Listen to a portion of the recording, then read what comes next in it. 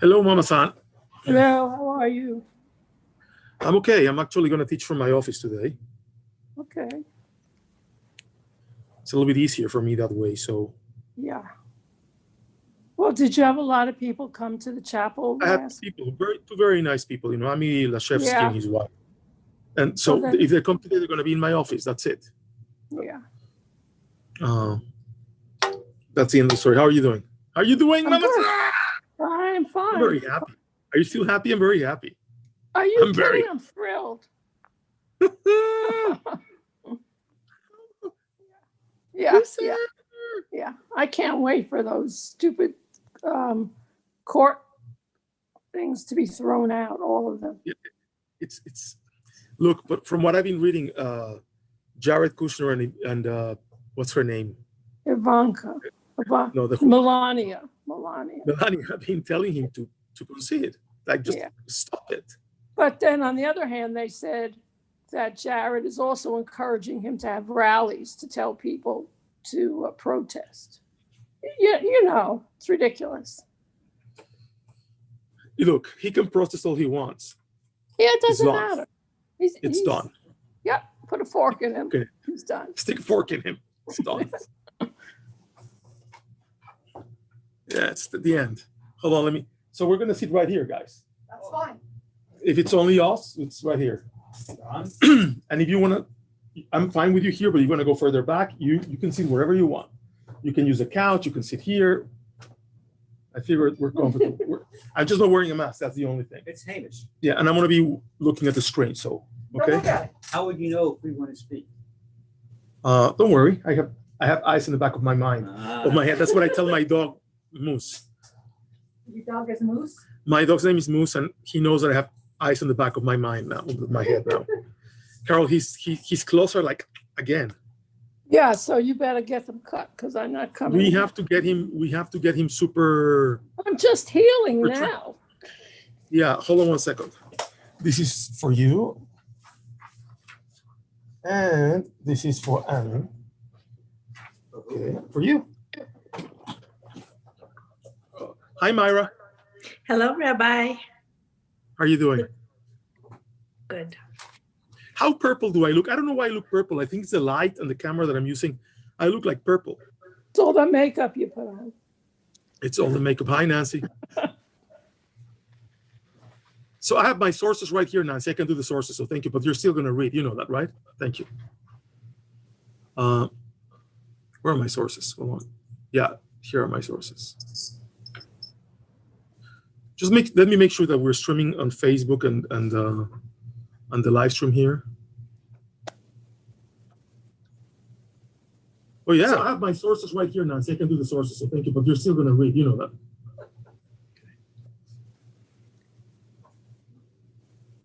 Yeah, we're on YouTube and on Facebook. Hey, Harvey, how are you? Long time no see. Oh, Rabbi. Okay, let's just wait. How are you doing? Okay, yourself? Very good, thank you. Very good.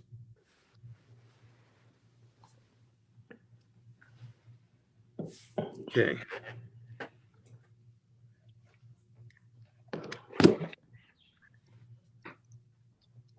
You want to see a funny background? This, now that my computer here can do this. Let's see. The other day, I went into an RA meeting with this background. Do you know what this is? The Colosseum. No, it is the Great Mosque in Mecca. Oh. And I changed my name to like, Osama whatever. It was very funny, actually. Yeah. I can't stand those meetings anymore. So the more trouble I can cause, the better off I am. Where was this? The Rabbinical Assembly. I love it. Yeah. Anybody say anything? Nah, they're also left wing. That it's like they welcomed it. Imagine I'm right wing for the Rabbinical Assembly. I'm like a right wing fanatic in the Rabbinical Assembly. That's Really? Oh yeah. Hold on. Keep on fighting the good fight. Oh yes, trust me. Let me see how I get rid of Mecca now. I don't know how to do that. Go back to where you were. Okay, here we go. Here we go. There's a couple of things that I know now. I know how to do now.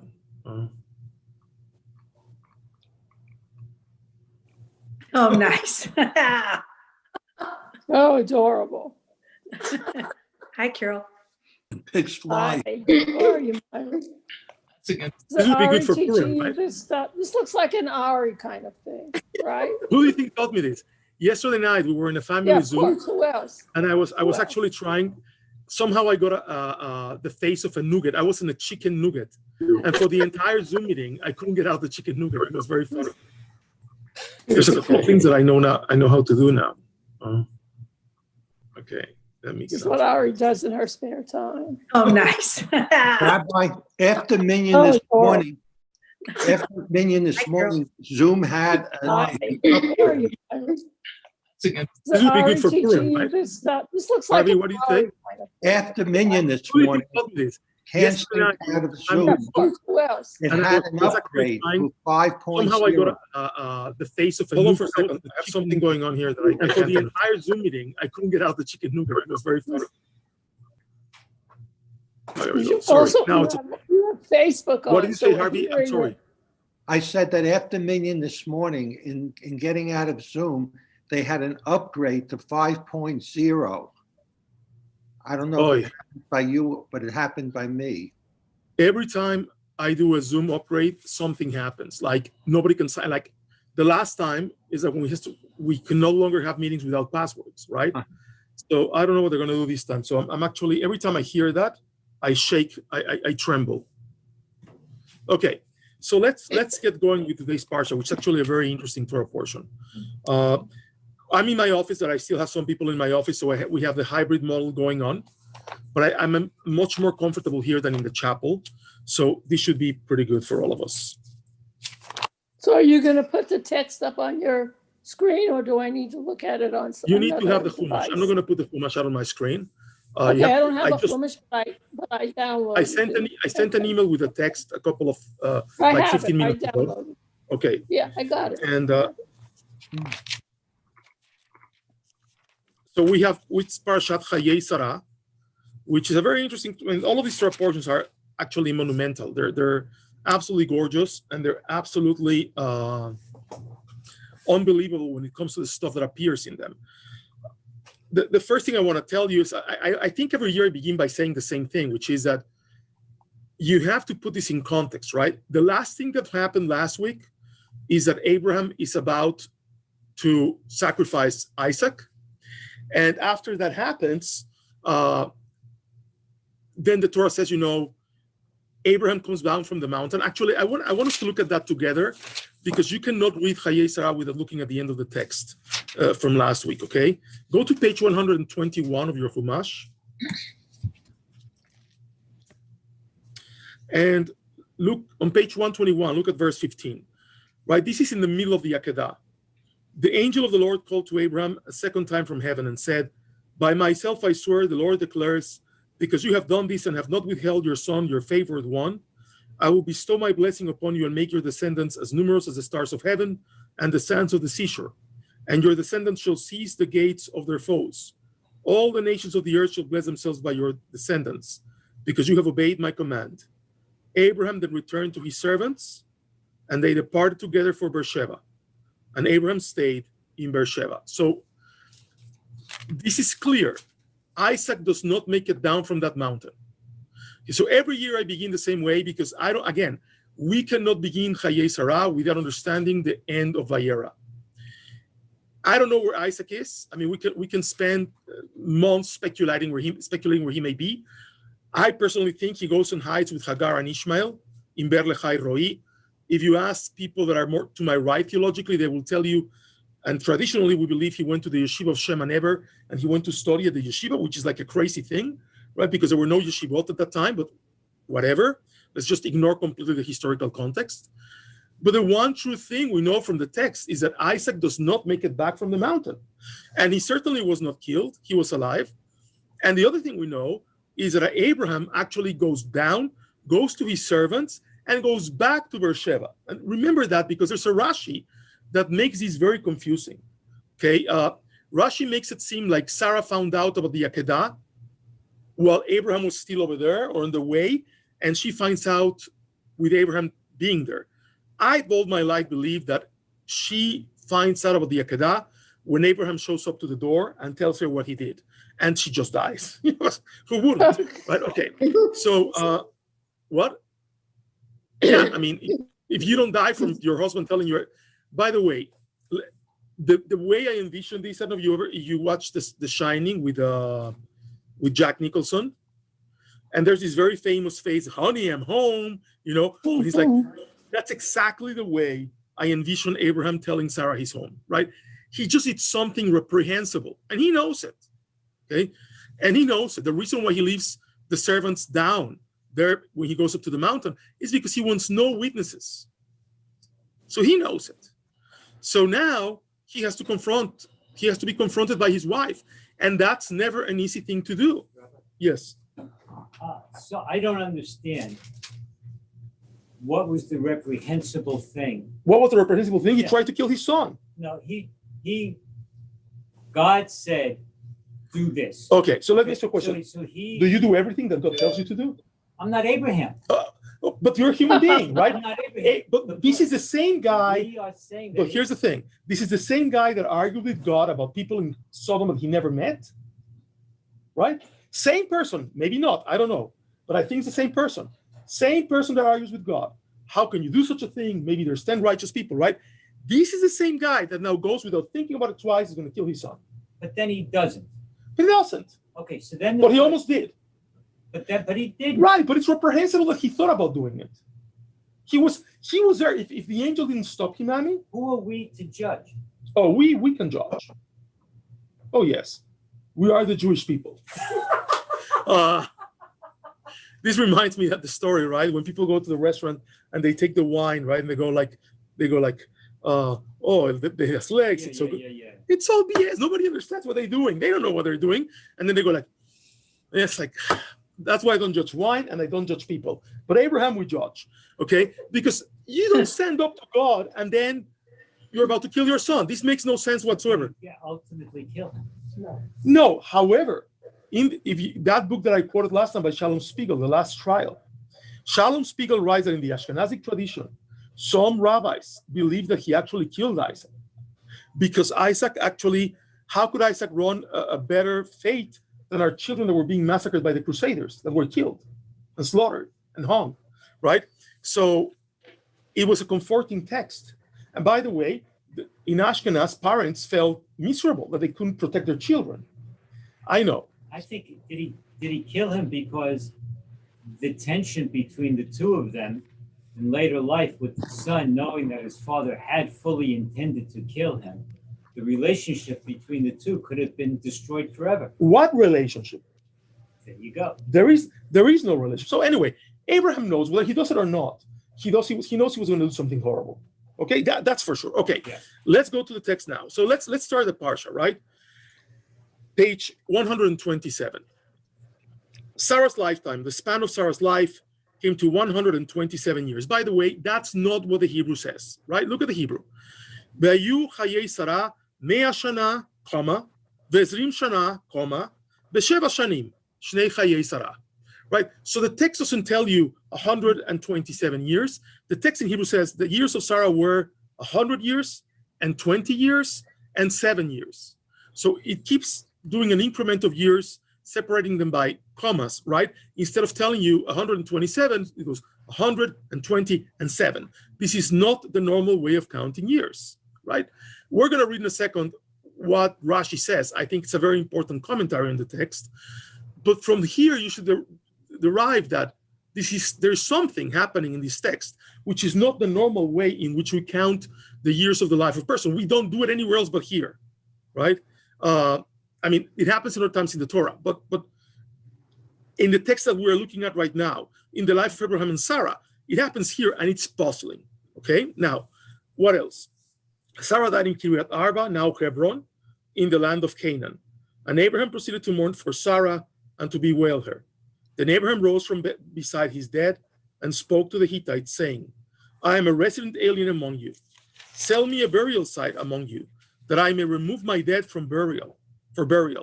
And the Hittites replied to Abraham, saying to him, "Hear us, my Lord, you are the elect of God among us.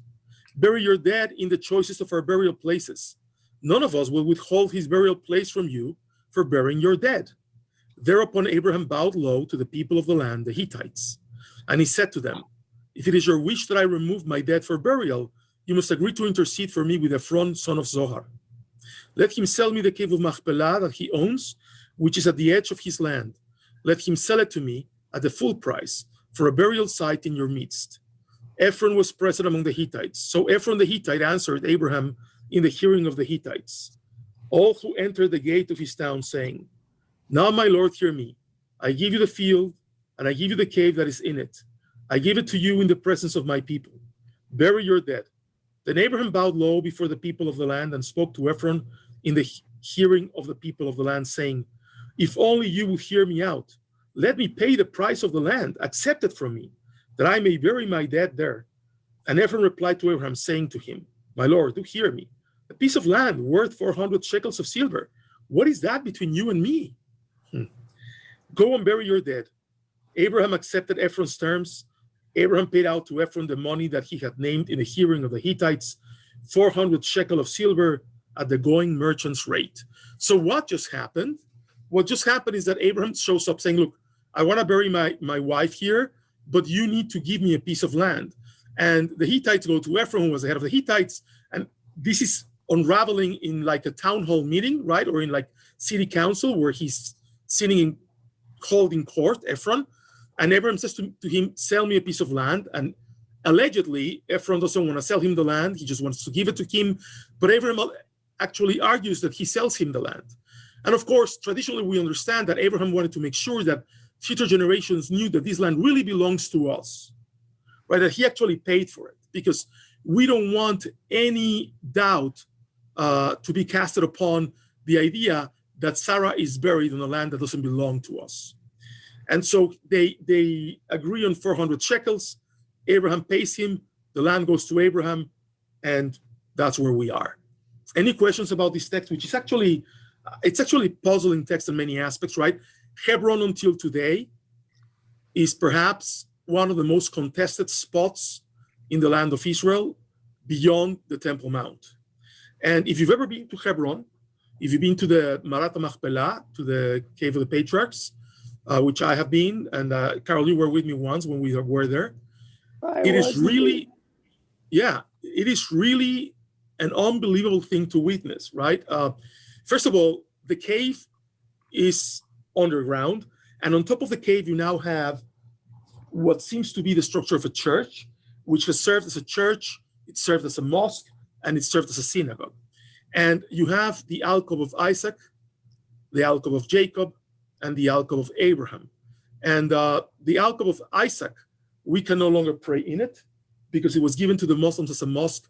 It used to be that this was the only place in Israel where Muslims and Jews actually prayed together. They would go in and out, and they would share the space as a mosque and a synagogue until in 1990, I would say it's 1992, 1994. I don't remember the year exactly. A man by the name of Baruch Goldstein, who was a doctor from Brooklyn, who made Aliyah, who lived in the West Bank, walked into the mosque with an M16 and murdered 28 people in cold blood. From then on, the Israeli government shut off from the rest of the structure, the alcove where Isaac is, and it can only be used by Muslims now as a mosque, and the rest is used as a synagogue. When you go there, if you want to enter through the synagogue side, there are Israeli soldiers guarding it, and they do let people go in, but they ask you what religion you are. If you're Jewish, they do not let you in. It's actually a horrible thing, because we are in our own land and they don't let us in to pray where Isaac is buried. However, as horrible as it is, I do not blame the Israeli government for doing this. It is really a very spiritual place, if you ask me. And you're not going to believe what I'm going to tell you right now. But as far as the ultra-Orthodox presence is concerned, it is much more visible at the Kotel in Jerusalem than at the cave. In the Marat Machpelah, the presence is modern nationalist settlers, right? Knitted kippot. They're not black hatters. So it's a completely different ballgame. And of course, you have 20,000 Israeli soldiers protecting 700 settlers. You heard that right. 20,000 soldiers protecting 700 settlers. The soldiers walk around there with live ammunition in their magazines, in their guns, which does not happen anywhere else in Israel. This is a place in Israel where you think that you have this feeling that anything could light a spark off in any second, right? But it's a fascinating place. Anyway, enough said about that. I mean, I can speak for 3 hours about this place. It really fascinates me. And clearly, it's in the city of Hebron. And now, the settlement of Jews that lives there is not in Hebron. Hebron is basically an Arab city. Kiryat Arba, which is the settlement, which is also one of the interchangeable names of Hebron, as we just heard, is about 10 minutes from Hebron. And it's, of course, surrounded by fences and barbed wire. It's something else. Okay? Let's continue on page 130. So Ephron's land in Machpelah near Mamre, the field with its cave and all the trees anywhere within the confines of that field passed to Abraham as his possession in the presence of the Hittites, of all who entered the gate of this town. And then Abraham buried his wife Sara in the cave of the field of Machpelah, facing Mamre, now Hebron, in the land of Canaan. Thus the field with its cave passed from the Hittites to Abraham as a burial site. Okay, this is very much self-explanatory. Let's continue on page 130, chapter 24. This is completely a different episode, a different chapter. It's like, meanwhile, back in Gotham City, right? And the one thing is, I mean, I want to read one of Rashi's commentaries in a second, but I want to ask you, what do you make of Sara? I mean, because I have my own opinion, which you've already heard 1,000 times, but why does the Torah portion begins with Sara dying? We don't know how she died, what she died of. She just drops dead. So what do you think about this? No, nothing to say? Okay, I firmly believe she was verklempt, right? I really believe she dropped dead. I'm going to share the screen with you at this time, so we can actually take a look at one of the midrashim. Okay, here we go. Can you all look at my screen? I'm going to try to make it a little bit bigger. That's fine. Oops, too big. Hold on. Okay. Yeah. So look at Rashi and the Midrash Rabbah. Number one, the life of Sarah was 100 years, 20 years, and 7 years. At the age of 20, she was like age 7 in beauty. And at the age of 100, she was like age 20 in piety. Another version, at 100, she was like 20 in beauty. And at 20, she was like 7 in piety. Right? So the fact that Rashi and the Midrash pick up on this tells you that this is not a normal way of counting years. Right? If it would be normal, they wouldn't have commented on this. So there needs to be a hidden meaning in this text, which we're probably not going to decipher today. But if anybody here has an idea of what this represents, please let me know, because it's an important thing to know. No? Okay. What do you think it is? What do I think it is? I really believe that Sarah's life was divided in different stages, right? How old is she when she has Isaac? 96. Right, she's very old, right? She's in her 90s. So that was the first. So she spends one part of her life trying to have a child. Then she has a child, and the next part is fighting for that child, that he is not, trampled over by Ishmael.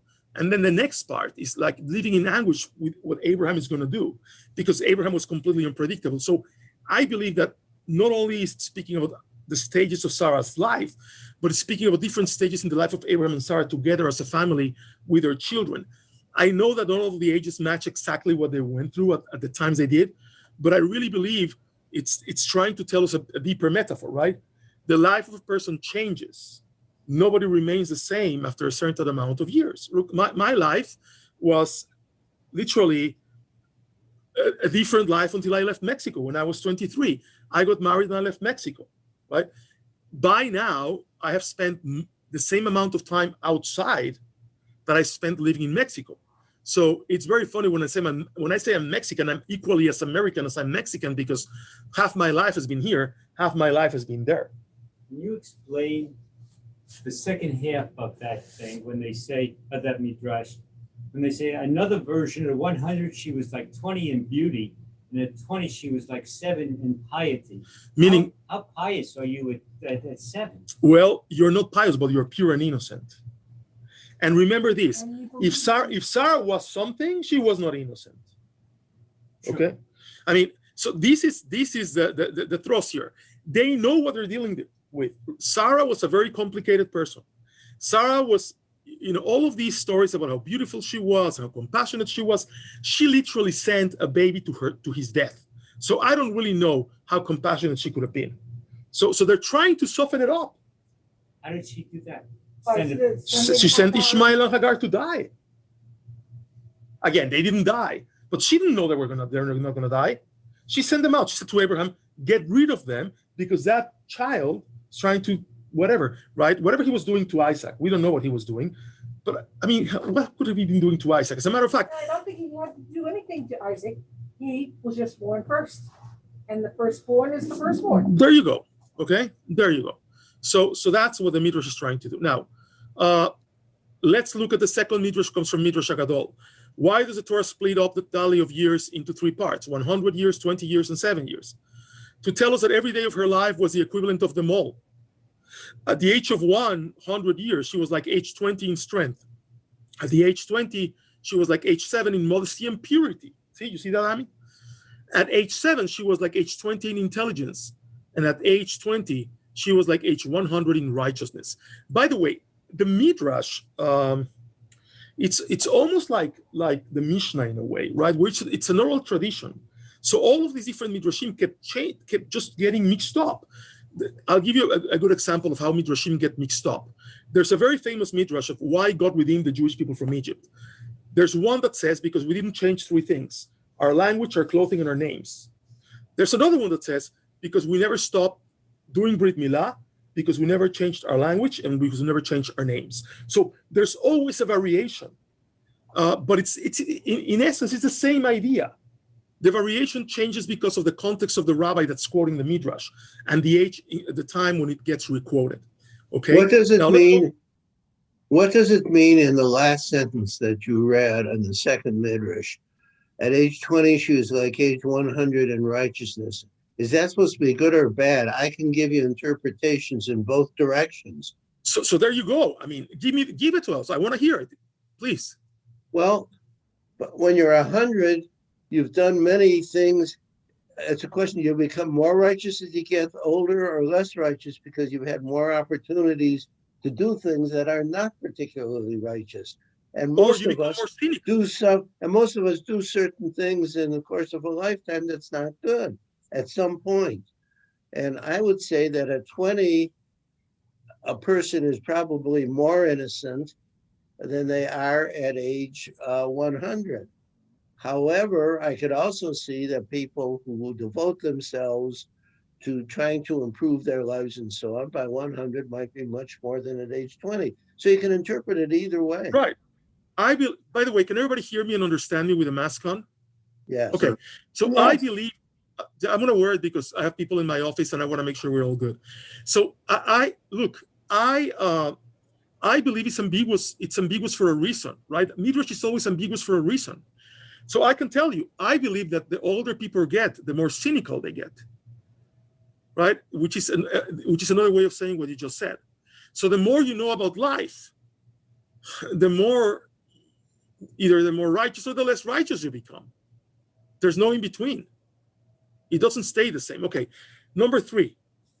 This is the one. That's why it's in red. When did he come? Where did he come from? Abraham came to mourn Sarah. We just read that, right? Where was he? He came from Mount Moriah, Sarah having died of grief over the binding of Isaac. So this is a very weird timing expressed in this midrash, right? Because according to the Torah, Abraham was already back from Mount Moriah. That's why it's in red. Okay. Where did he come from? Abraham came to Mount Sara. We just read that, right? Where was he? Somebody has Facebook on at the same time or something? having died of Please mute yourselves, guys. I want to mute everybody. This is a very weird. Okay. I'm muting you. Thank you. If you want to speak, just unmute yourselves, okay? Let me just make sure that I can you can unmute yourself if you'd like to. Hold on one second. Yes, it works. Okay. Perfect. Okay, so this is a very ambiguous timing. I mean, according to what we know, Abraham had already made it back to Beersheba. So why is the Midrash telling us that he came straight from Ara Moriah, straight from the Akedah to the funeral? We, by the way, and this is true, there is no proof in the text that Abraham and Sarah saw each other after Abraham left for the binding of Isaac. There is no proof. By the way, Abraham and Sarah don't speak to each other many sentences in the Torah text. But we know for a fact that it is not in the Torah that Abraham made it back. I mean, it says that he came back to Beersheba. So, okay, it is not explicit that she knew about the Akedah. It is not. There's so many things that are in the air that the Midrash can actually assume many things that we don't know. If you ask me, she found out about the Akedah and she died. So it is, and then Abraham buried her. But I think it was Abraham who told her about the Akedah. How else would she find out? There were only 4 people that knew what. I mean, well, 2 people that knew what happened on that mountain, Isaac and Abraham. And Isaac clearly doesn't go back to Sarah. So how would she find out? Yes, I'm sure there's a backstory to it. I am sure that Eliezer found out and Eliezer went on. I mean, I'm sure there's a story. But in all honesty, this is what makes sense to me. Okay, the cave of Machpelah, number 4. Rav and Shmuel differs to its meaning. One says that the cave consisted of a lower and upper chamber. The other says that it had multiples of couples interred in it. Adam and Eve, Abraham and Sarah, Isaac and Rebekah, Jacob and Leah. By the way, you notice that Rachel's missing. Rachel is buried in her own grave near Bethlehem, and it's still there till this day. And also, so what is the difference in how we understand how the cave is divided inside? Why would it make a difference to us? How did they get Adam and Eve, by the way? Well, look, first of all, they have to be buried somewhere, right? And it cost us nothing to bury them there. Like, it costs nothing to dream, Hillel. Look, it's just a way of affirming why this place was important and why Abraham really wanted it. There is no explanation as to why Abraham was set on this cave. So, by the way, there's a whole documentary on YouTube on how when Israel took Hebron back in 1967, it was Rabbi Goren, the chief rabbi of Tzahal, of the Israeli army, who actually took back Hebron by himself, because the Jordanians thought that he was a high-ranking officer, and they surrendered to him, and they thought that he was commanding this incredibly big army, but the truth is he was there along with his driver. And as the story goes, finally, when the army gets there, at night, they wanted to go into the cave. They wanted to see what was there. I mean, remember, we hadn't been there because during the Turkish mandate, first of all, the British didn't let us in there, but during the Turkish mandate, we could only go to the 12th step on the outside of the structure. We couldn't even go in the building. So they sent a girl down there on a rope, as the story goes, and she was able to see an upper and lower chamber of the cave.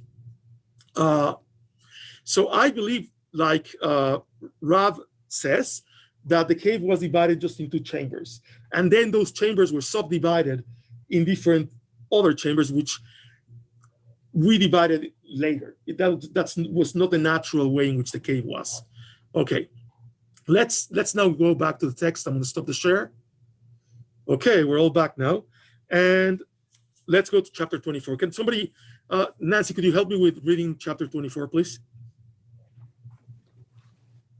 Thank you. I can do it if you'd like, or whoever. It's okay. Let Nancy read. She's been like stalling Shachrit all day, so she can do some things. Chapter 2, it's on page 130, bottom of the first third of the page. Abraham was now old, advanced in years, and the Lord had blessed Abraham in all things. And Abraham said to the senior servant of his household, who had charge of all that he owned, "Put your hand under my thigh, and I will make you swear by the Lord, the God of heaven and the God of the earth, that you will not take a wife for my son from the daughters of the Canaanites among whom I dwell, but will By go." the way, hold on. This holding of the thigh, where else do we see this? It comes later, but Jacob makes Joseph do this, right? So they're basically, and they're not putting the hand on the thigh, they're actually holding their testicles in their hand. This is how they swore to one another. This is like a sign of man, a sign of a man's word in the ancient Near East.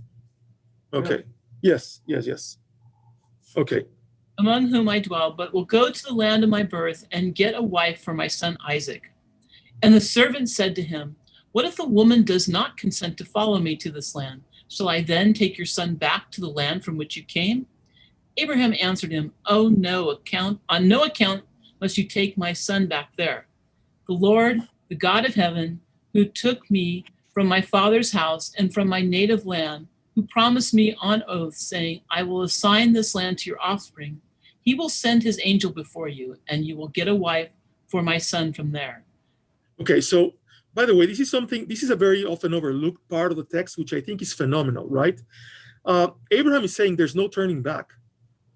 There is no turning back. And look, this text really speaks to me, because when you're an immigrant, the first couple of years, you really think a lot about where you're going to end your life and how your life's going to end.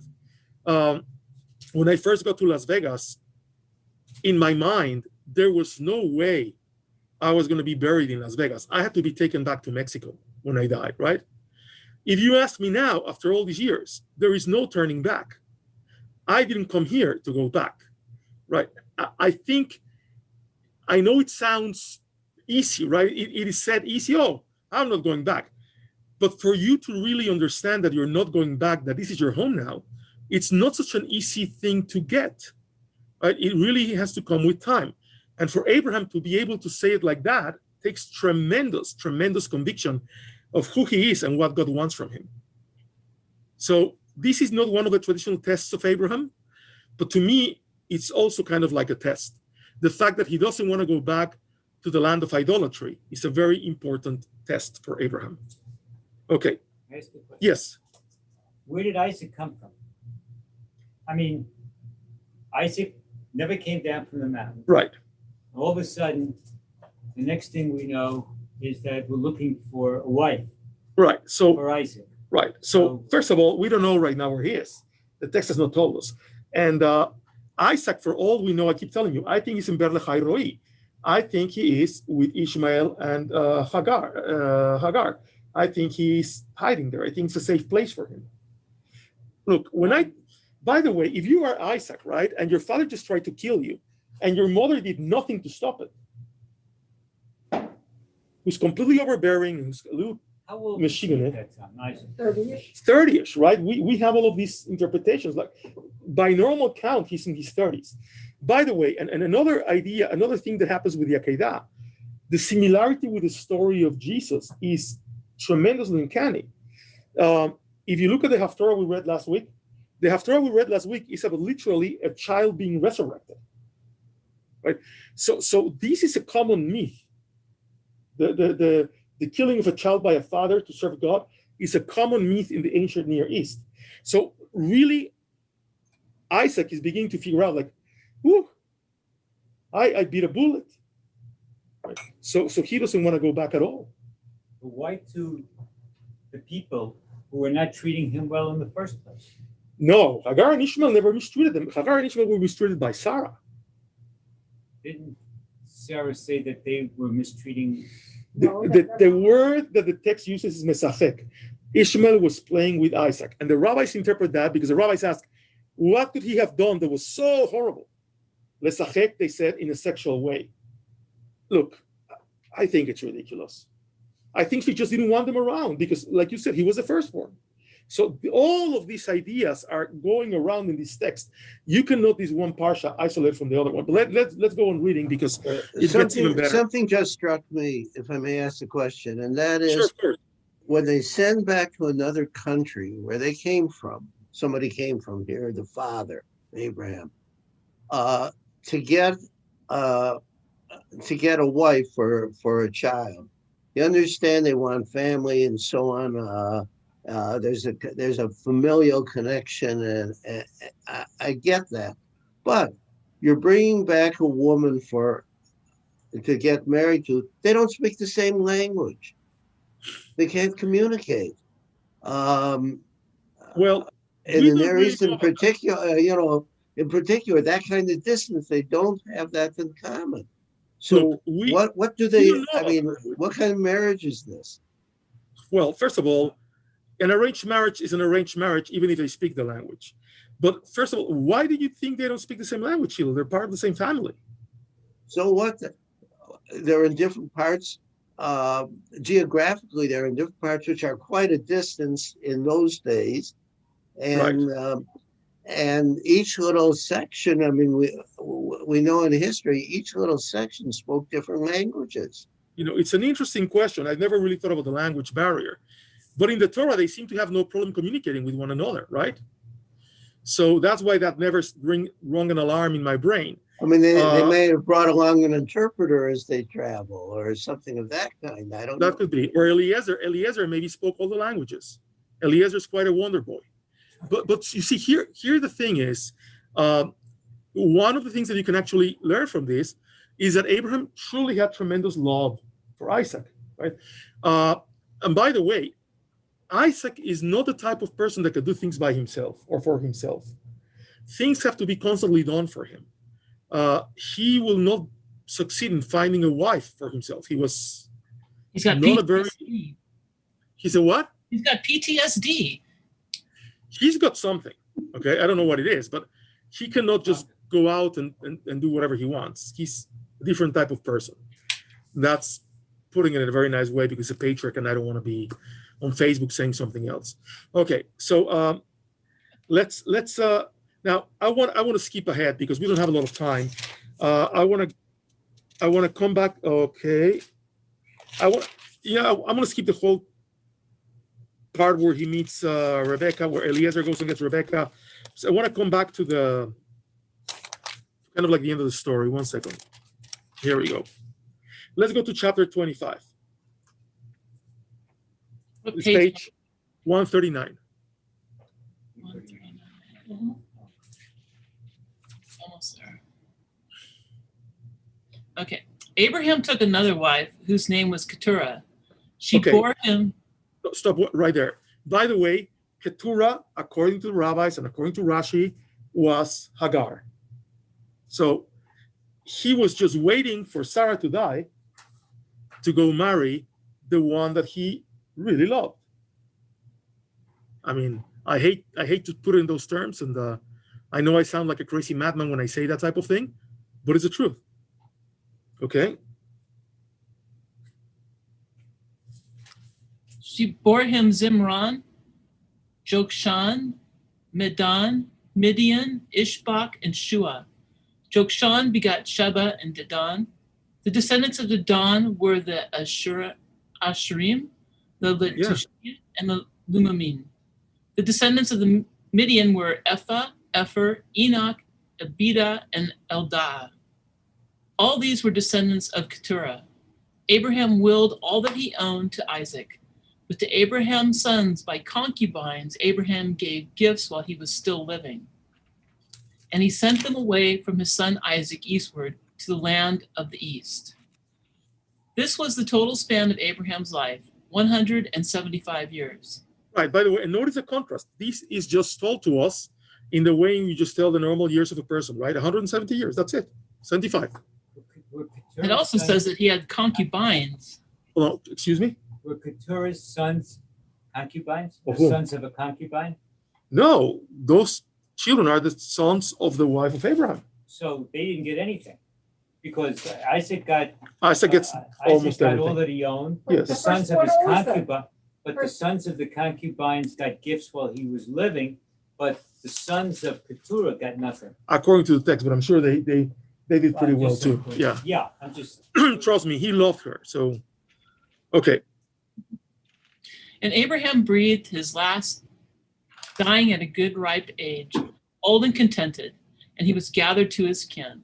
His sons Isaac and Ishmael buried him in the cave of Machpelah, in the field of Ephron, son of Zohar the Hittite, facing Mamre. The field that Abraham bought from the Hittites, there Abraham was buried, and Sarah his wife. And the death of Abraham, God blessed his son Isaac, and Isaac settled near Beer Lahai-roi.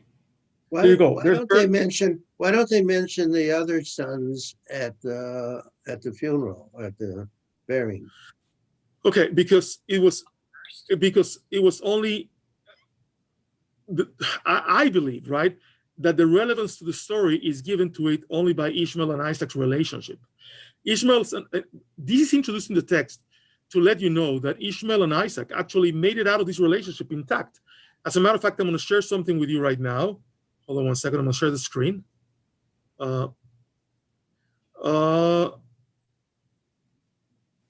at number 7 here, right? His sons Isaac and Ishmael buried him in the cave of Machpelah. This implies that Ishmael did teshuvah, returned to a righteous life, and placed Isaac before himself. So it is important. It's important to understand how come they could be together if Ishmael was so mean to Isaac. And what Rashi says, he's saying, look, he did tshuva, he was not mean anymore, and he places him before himself. So Isaac really is now like the firstborn, and every single problem they had is solved. Now, I don't think that the other kids are relevant to the text at all. And I don't know, by the way, what kind of relationship they had with him, because these are the kids that actually cared for Abraham through his entire life. The other ones came very much at the end of his life. So we don't know how old they were. There's a lot of questions here that we cannot answer. What's also important is the relevance of the place where Isaac settles, which is near Beer Lahai-roi. I keep talking about Beer Lahai-roi. It's one of the most important places in the entire book of Genesis. That is where the well, where what Hagar finds herself and God opens her eyes is. That is where Ishmael is given to drink by the angel. That is a place where I believe Isaac goes to hide, and that is a place where Isaac goes and settles. It's really a very important place in the Tanakh. So just to stress that. Okay, let's go on, Nancy. Verse 12. So could you say Lachai is to life? Lachai Roi, is that like the life of seeing? Yes. Look, I don't know if you were in the synagogue when I gave that sermon, right? I think the King James Version translates this into English as Beer Lahai-roi, the well of the one who's the well of the living one, or the well of the living waters, right? Meaning that's where God actually presents himself and gives you water. But this is really a complicated word, or 3 words to translate. Be'er Lahai-roi, right? The well that allows you to see the water when you are alive. Where's the water? Where does it say water? Be'er, that's well. Well, Sure. so yeah, you assume that the water is to life, and Roi, I see. to see, yeah. So Right, you assume that the well has water, and therefore, right, this is the well where you're allowed to see your life or something like that. It's really a place where you go to settle and to calm down. It's like an oasis, but it's also a spiritual oasis. It's actually a very interesting place. In a lot of traditions, I don't know if in Judaism so much, but water equates wisdom also. I don't know. That I never heard before.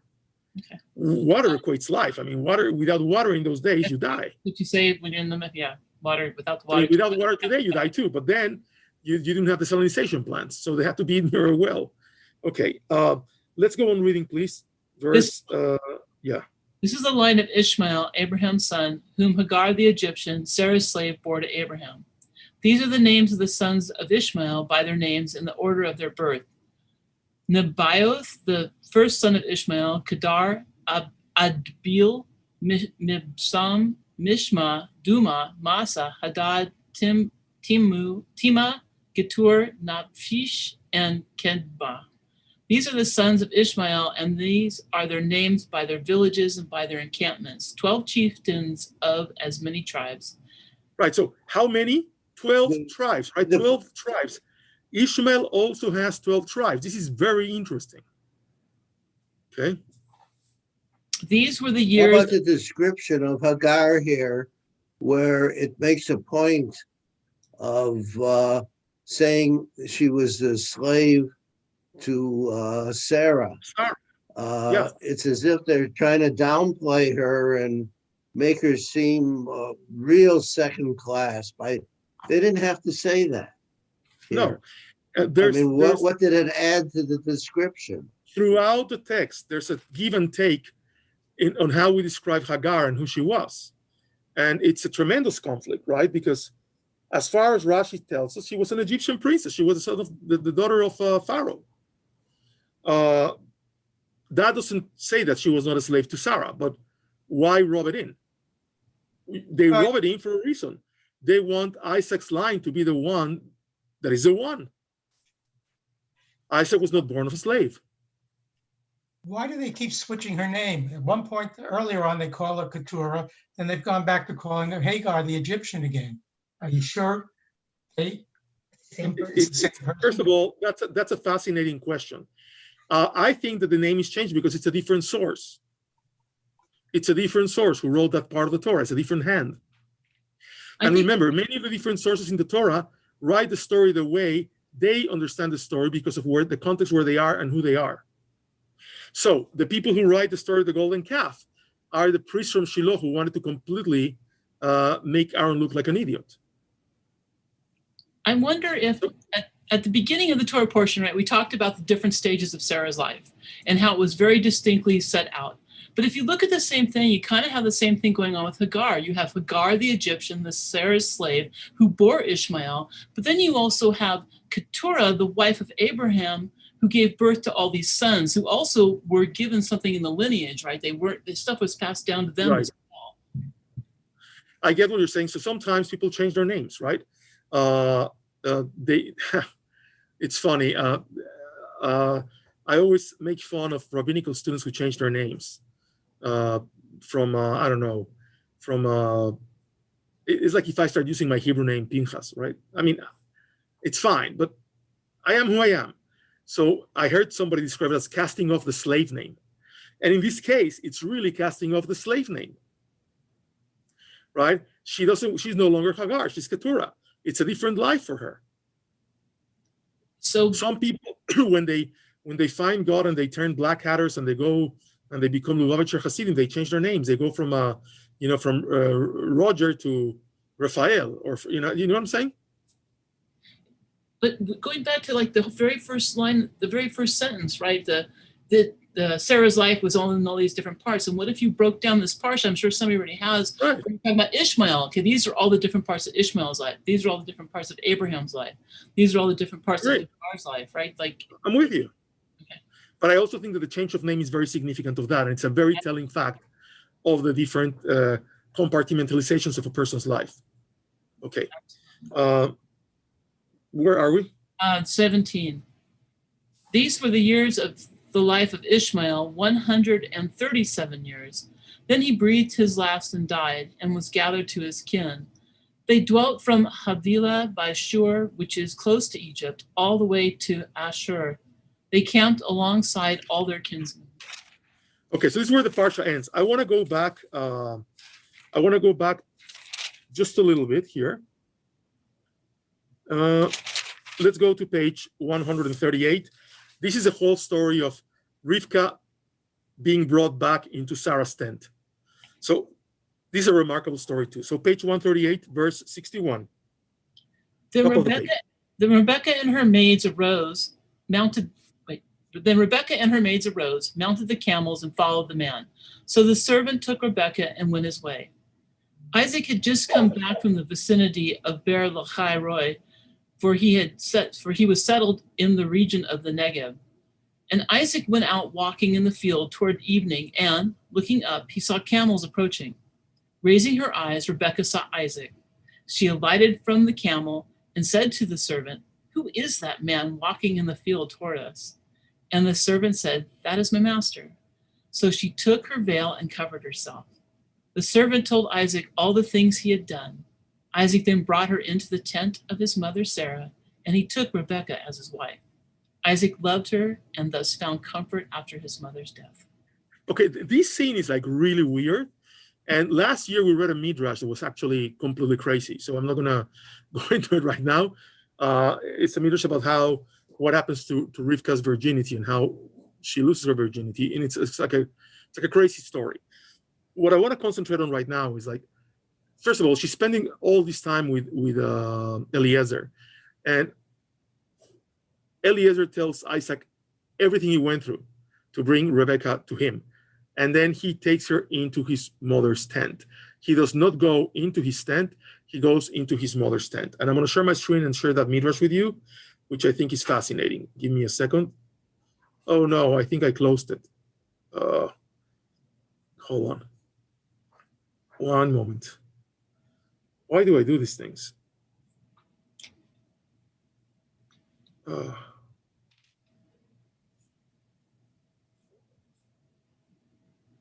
No.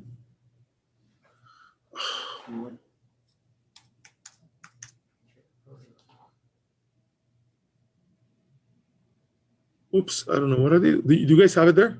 Can I borrow yours for a second? Thank you. I'm gonna have to read it. I'm gonna have to read it because I cannot. How could that be that I just lost it? That's impossible. Give me a second. Maybe it's here. Look at your recents. I found it. That wasn't Felipe. That was Pinchas that did those things. Yeah, exactly.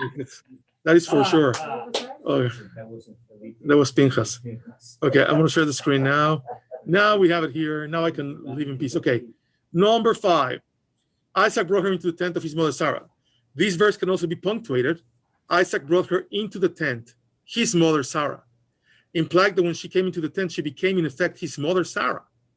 For as long as Sarah lived, the cloud signifying the divine presence hung over the tent. When she died, the cloud disappeared. But when Rebekah came, it returned as long as Sarah lived. It returned. As long as Sarah lived, her doors were wide open.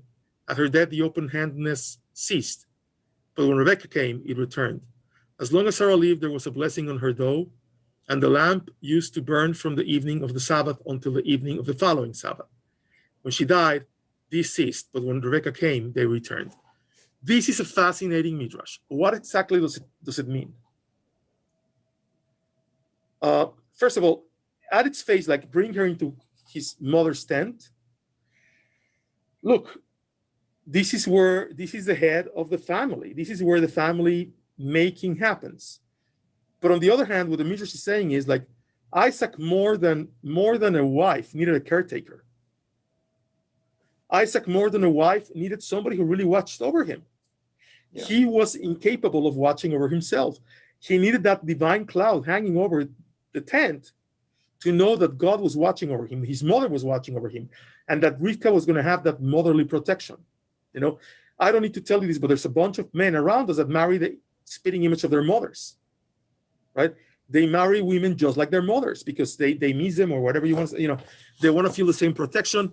They want to feel the same influence in their lives. And this is absolutely the case with Isaac. Isaac just goes by the beat of a different drummer. Any comments on this? No, I've heard it before, and it's been discussed. And, you know, my wife, who is perhaps blunter than I am in some respects, says he was slow. And he, you know, when you look back and see what you see recorded of his life, there's not much there that he actually did. The idea of having to have someone go out and find a wife for you is telling in and of itself. By the way, yes, absolutely. So there's two things happening here that let us know that he was slow and he couldn't see things clearly. By that, I mean, not only physically, but also spiritually, he had no vision. This kid was a very concrete kid. He couldn't see beyond his own nose. Right? And so, for example, this is happening near Ber Lechai Roi. The place where Isaac gives the blessing to Jacob when the blessing is stolen is also Ber Lechai Roi. So this place has a lot to do with sight. It has to, and by the way, the name of the place has to do with sight, but it has a lot to do with this is where you go to acquire a vision because you cannot do that on your own. And Isaac really needed a lot of help, all the help he could get. So there was something, absolutely he was slow, but I think there's something beyond the slowness. It also says something else. It's not just about Isaac, it's about Rebecca. It's saying she became the matriarch. Yeah. And she took the place of Sarah, not these other women that have been mentioned, but she is the one now who is the mother of the Israelites. And she has a distinct place and she's chosen. Not only that, but one second, Ami. If you think about the manipulative nature of Rivka, it is not unlike the manipulative nature of Sarah, right? So it is the same personality. Yes, Ami. I was going to say something about that. Couldn't you just say that she was very cynical and that she came over there, she saw a huge opportunity for herself. Here's this slow man who has riches galore. And if I come over here, I can lead him and do whatever I want and make him do whatever I want. Look, the meters that we read last year is a meters that says that she really was in love with Eliezer, not with Isaac. Rebecca. Yeah, and that's why she came. She came because she wanted to be with Eliezer. However, as she gets there, that's why she says, who is that guy coming over there? Right. And she covers herself, right? Because how come she was not covered in front of Eliezer? How come she was so comfortable in front of him? Right. And then the Mishnah says, what is those things that Eliezer tells Isaac that he did? So it's very interesting because Rebecca sees the opportunity, says, okay, Eliezer, my man, you're great. However, that tent is bigger, right? Look, and I have that meter somewhere. It's really out of control. Anyway, thank you very much, everybody. We'll see you next week at the same time, the same channel. Okay, I actually enjoy this format much better than being in the chapel because I have you right here. I'm here. It's much less huge, so it's very good. Were you going to say something or? Rabbi, No? we Okay. enjoy it because we couldn't be at the chapel.